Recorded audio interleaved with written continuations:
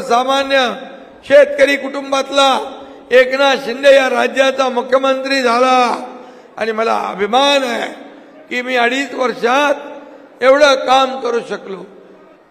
पण मी आपल्याला सांगतो 1,500 रुपये ज्या माझ्या बहिणींच्या खात्यात आले, ज्या काही बाकी राहिले असतील त्यांना देखील आम्ही वंचित ठेवणार नाही। हे सरकार तुमचं आहे, माझ्या लाडक्या बहिणींचं आहे, माझ्या लाडक्या भावांचं आहे, माझ्या लाडक्या शेतकऱ्यांचं आहे, माझ्या लाडक्या ज्येष्ठांचे सरकार आहे। आणि म्हणून आम्ही लाडक्या भावांना पण युवा प्रशिक्षण योजना केली, 6,000, 8,000, 10,000। शेतकऱ्यांना देखील आम्ही 12,000 रुपये वर्षाला, 1 रुपयात पीक विमा योजना। आता सोयाबीन कापसाचे भाव पडले तर MSP भरून देणार, भावांतर योजनेमधून जेवढा दर कमी होईल तेवढा सरकार भरून देणार, हा देखील आम्ही निर्णय घेतलेला आहे।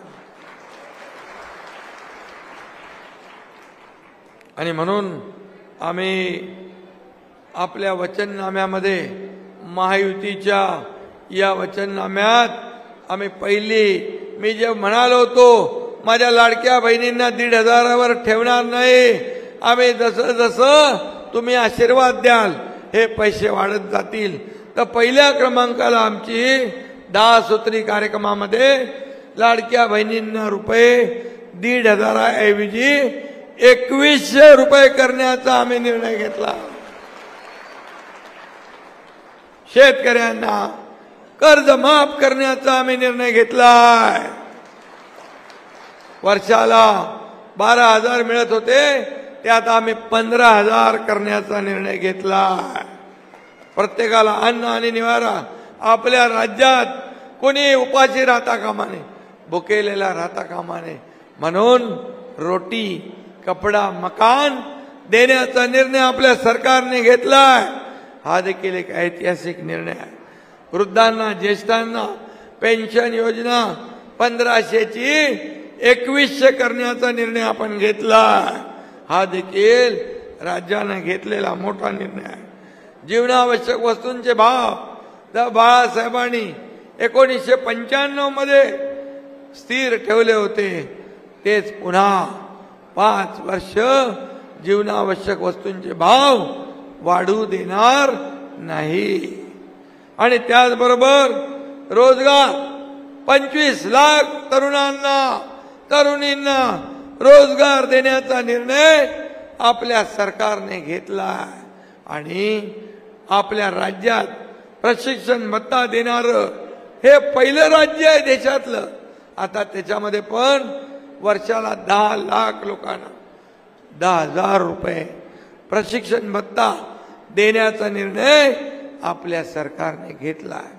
आणि गावामध्ये 45,000 गावांना पाणंद रस्ते देण्याचा निर्णय आपण घेतलाय। शहराचा विकास होतो, गावाचा पण झाला पाहिजे, शेताच्या बांधापर्यंत रस्ते गेले पाहिजे, गावागावात रस्ते झाले पाहिजे, आणि त्यासाठी देखील आपण निर्णय घेतलाय। अंगणवाडी आणि आशा सेविका यांचं आपण दर महिन्याला त्यांना 15,000 रुपये देण्याचा निर्णय घेतलाय। सगळ्यात महत्त्वाचं म्हणजे शेतकऱ्यांना आपण 7.5 HP पंपाने शेती करणाऱ्यांचं वीज बिल माफ करण्याचा निर्णय घेतला। आणि सर्वसामान्य ग्राहक जे आहेत, जे आपल्या घरगुती वापराला वापरतात, त्यांना वीज बिलात 30% सवलत देण्याचा निर्णय आपण घेतला। हे काम आहे, हे सरकारचं काम आहे। आणि सरकार स्थापन झाल्यानंतर 100 दिवसात विजन महाराष्ट्र 2029 हा सादर करण्याचं काम आपलं सरकार करणार आहे। हे सरकारचं काम आहे। अनेक योजना आहेत, लेक लाडकी लखपती योजना आहे, त्या ठिकाणी मुलींचं शिक्षण मोफत देण्याचा निर्णय आपल्याला मी